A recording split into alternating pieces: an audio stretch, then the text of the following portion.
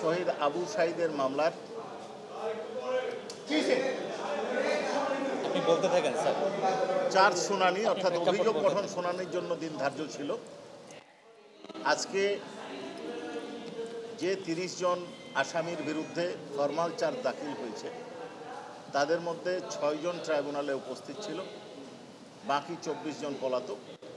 ২৪ জনের পক্ষে ৪ জন state defence tribunal ইতিপূর্বেই দিয়েছিলেন, তারা উপস্থিত ছিলেন। ৬ জন উপস্থিত আসামির পক্ষে লয়ার ছিলেন। আজকে শুনানির পরে ট্রাইব্যুনাল অ্যাডজর্নমেন্ট দিয়েছেন এবং আগামীকাল আসামি পক্ষের বক্তব্য শ্রবণের দিন ধার্য হয়েছে। আজকে আমাদের পক্ষ থেকে লার্নেড চিফ প্রসিকিউটর মামলার অভিযোগের সমর্থনে আমাদের কতগুলো ডকুমেন্ট আছে, কি ডকুমেন্ট আছে, কতগুলো সাক্ষী আছে, সমস্ত বিস্তারিত বিবরণ তুলে ধরেছেন এবং এটা কন্টিনিউ করার পরে আদেশের জন্য হয়তো দিন ধার্য হবে এবং আশা করছি আমরা আমাদের কাছে যত ডকুমেন্ট আছে এবং এভিডেন্স আছে তাতে প্রাইমা ফেসি কেস আমরা মেড আউট করতে সক্ষম হয়েছি এবং তাদের বিরুদ্ধে অর্থাৎ পলাতক এবং উপস্থিত সকল আসামির বিরুদ্ধেই চার্জ হবে।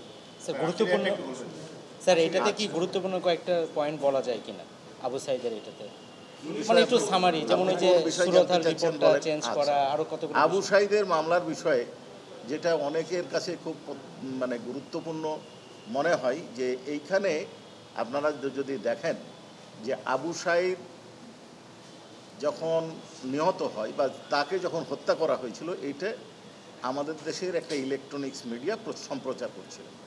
এখানে দেখা যাচ্ছে যে কারা গুলি করেছে এবং আবু সাঈদকে কিভাবে হত্যা করা হয়েছে, কিন্তু তৎকালীন পুলিশ কমিশনার এবং সরকারের ঊর্ধ্বতন কর্মকর্তারা পরিকল্পিতভাবে সেই ঘটনাকে ধামাচাপা দিয়ে ঘটনাকে ভিন্ন খাতে প্রবাহিত করার জন্য আবু সাঈদের সহযোগীদেরকে আসামি করে একটা মামলা দায়ের করেছিল এবং যারা হত্যার শিকার হতে পারত তাদেরকে আসামি করে জেলখানায় বন্দি করা হয়েছিল।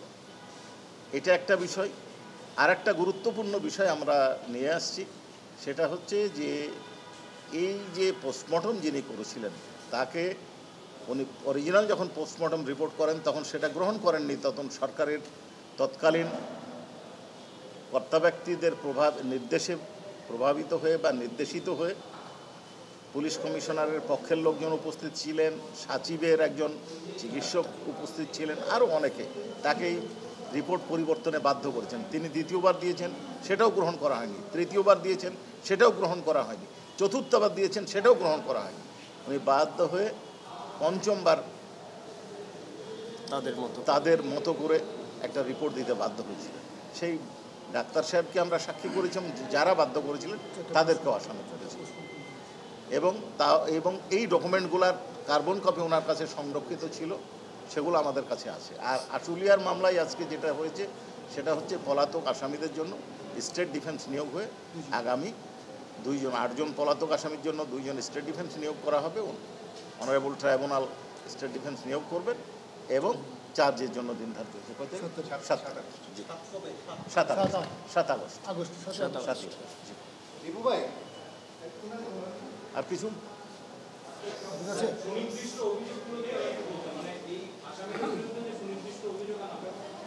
আসামিদের বিরুদ্ধে সুনির্দিষ্ট অভিযোগ মানে কোন আসামির বিরুদ্ধে?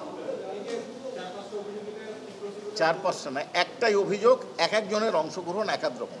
30 জনের অংশগ্রহণের বর্ণনা দিতে অনেক সময় লাগবে। আমাদের কয়েকটা ভাগ আছে, কারো কমান্ড রেসপন্সিবিলিটি আছে, কেউ ফ্যাসিলিটেট করেছে, কেউ অমিশন করেছে, করতে বাধা দিতে পারতেন দেয় নাই, কেউ ডাইরেক্ট অংশগ্রহণ করেছেন, এরকম 4টা পর্যায় আছে। স্যার ওইটা একটু বলবেন, ওই যে ভিসি এবং আরএমপি কমিশনার তাদের যে সুপিরিয়র কমান্ড রেসপন্সিবিলিটি, তাদের সুপিরিয়র কমান্ড আমাদের আইনের